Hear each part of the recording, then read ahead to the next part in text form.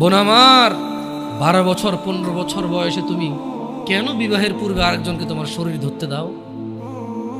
আর যুবক ভাই আমার, কি বলিস কি তুই?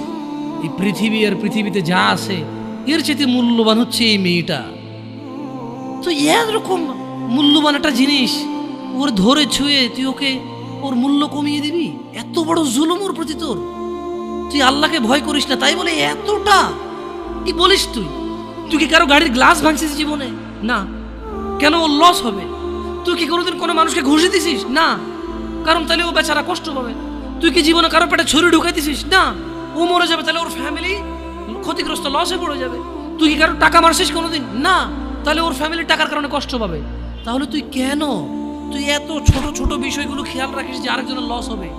তাহলে তুই এই মেয়েটার জীবনটাকে তুই কি করলি? তুই পুরো পৃথিবী আর পৃথিবীতে যা আছে সবকিছু বিক্রি করলে যে সম্পদ হবে, সবকিছু অর্জন করলে যে অর্জন হবে, এর চাইতে মূল্যবান তুই ওকে সতীত্ব থেকে বের করে নিয়ে আসলি?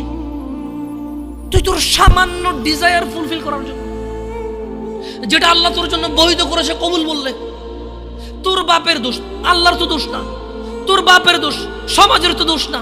তোর বাপ তোকে বিয়ে করে না ভাই আমার। তোর বাপ মনে করে তুই ছোট, 18 বছর বয়স।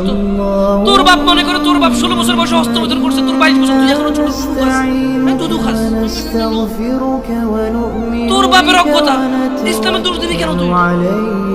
তোর বাপ 13 বছর বয়সে চাস্তবন জাতবন নিয়ে পালাই গেছে, এরপর সবাই মিলে ধরে আনছে। এরপর তোর বাপের তোর দাদারা বলছে কলিযুগ শেষ হয়ে গেছে। তোর বাপ 14 বছর বয়সে লুকায় লুকায় খেয়েছি। ওই কি? আরে ভাই, আপনি শহরের ভাই, শহরের বয়স কত?